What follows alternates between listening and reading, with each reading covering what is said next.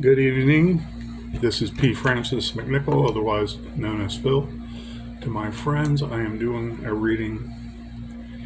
It is labeled, enlisted, entitled, and called The Horse Calling Her Name. Any rock band is welcome to use the lyrics. A couple rules about that is they can minimize a little bit of this if they make it a song. The first person who has the copyright to the music with this and the lyrics that I wrote, it is theirs free and clear. I want no money. And with this, they cannot add anything else onto it. If they like the words and they would like to put it to music, it would touch my heart. And they would see something in it that is relatable. Something they can understand, something they like, and if they want to minimize it to make it smaller, that is fine. This is more of a song in my mind. It might be a repetitive theme for some of my past, but it's what I want from my heart. I want to think it's unique because I do take time to make sure things aren't repetitive, and I work on rhyme schemes because I want the words to always do the work for me. So, The Horse Calling Her, Any Rock Band Welcome by P. Francis McNichol is what I'm reading now.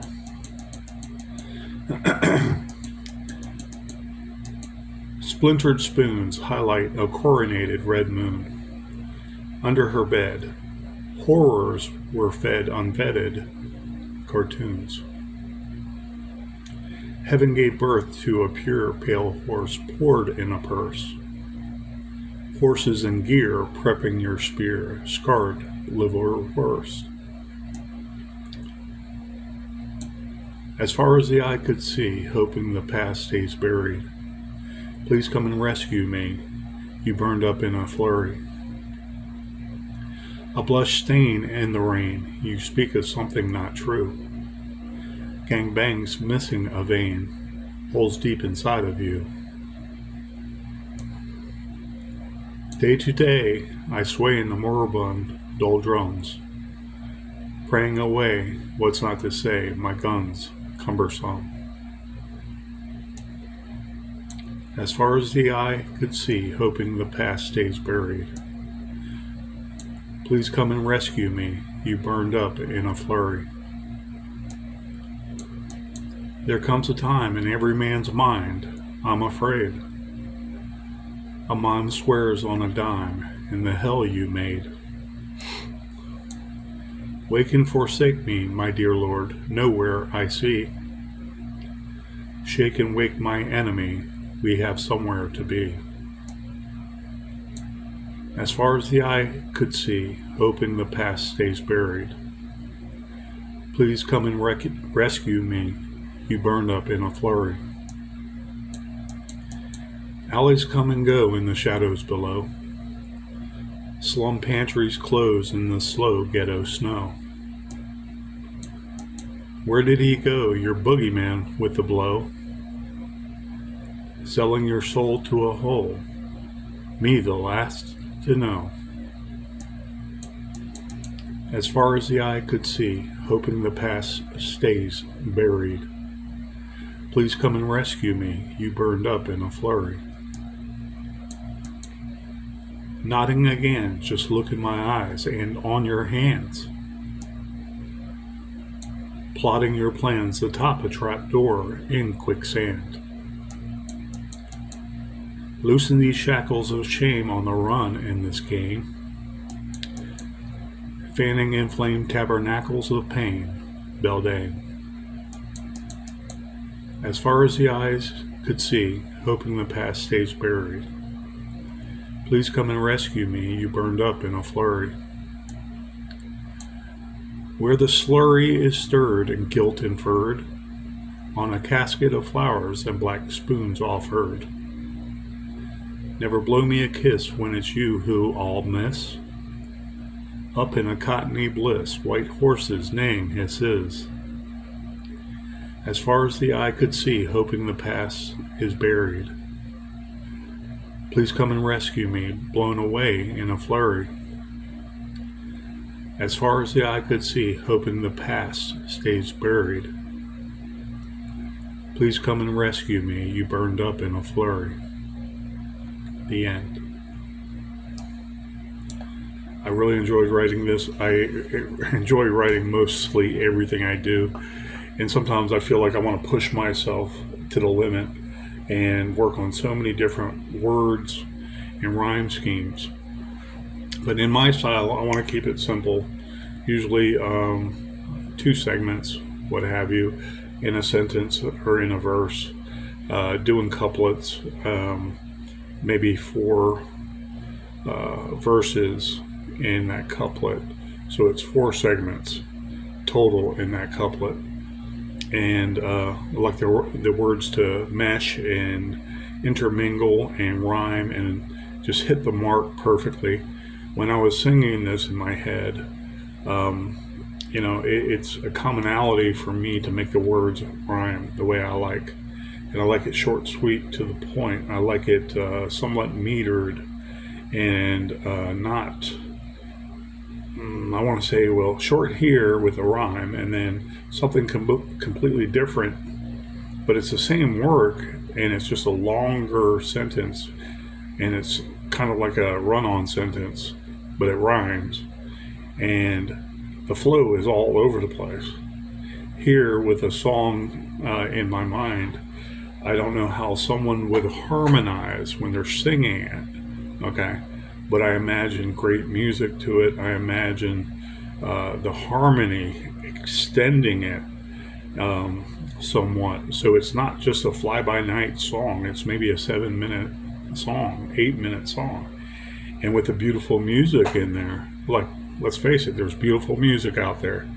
You can use the Motown, you can use the Pink Floyd, really rhythmic and funky bass and far-sounding lead guitar of a David Gilmour.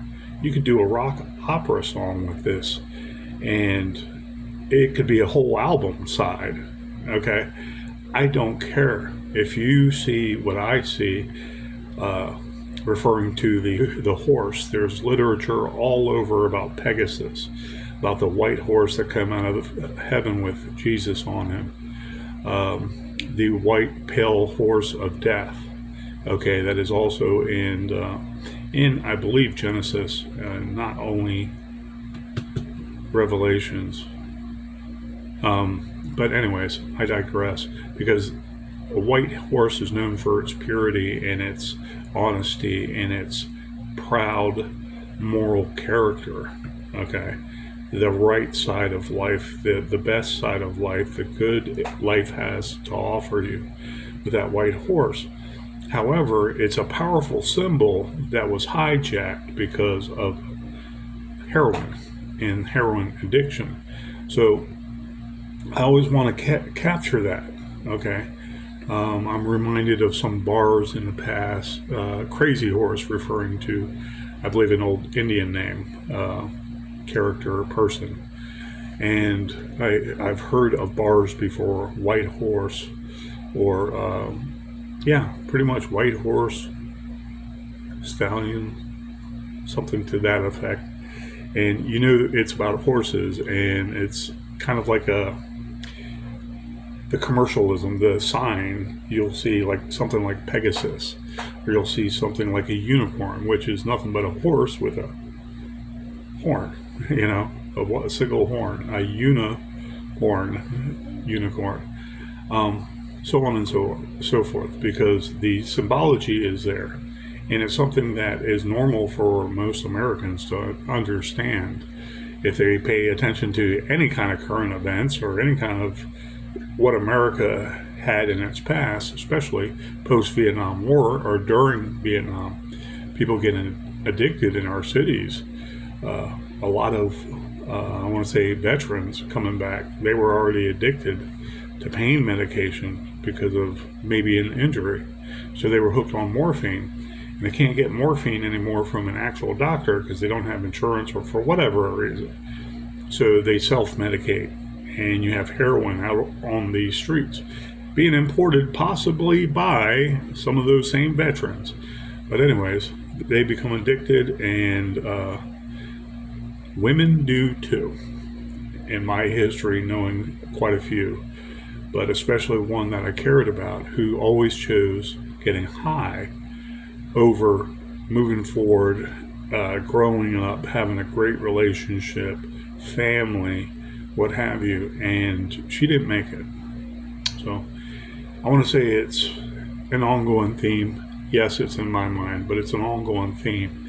People my age especially, okay, being raised at the tail end of the Vietnam War, remember in history and the explosion in crime in our cities, not because of the vets, but because of the bad drug heroin flooding the streets, okay? And part of that, there were connections with Vietnam vets transporting it in and basically making a mockery of our cities with crime, blight, addiction, death, shooting people, okay, and people dying of overdoses everywhere.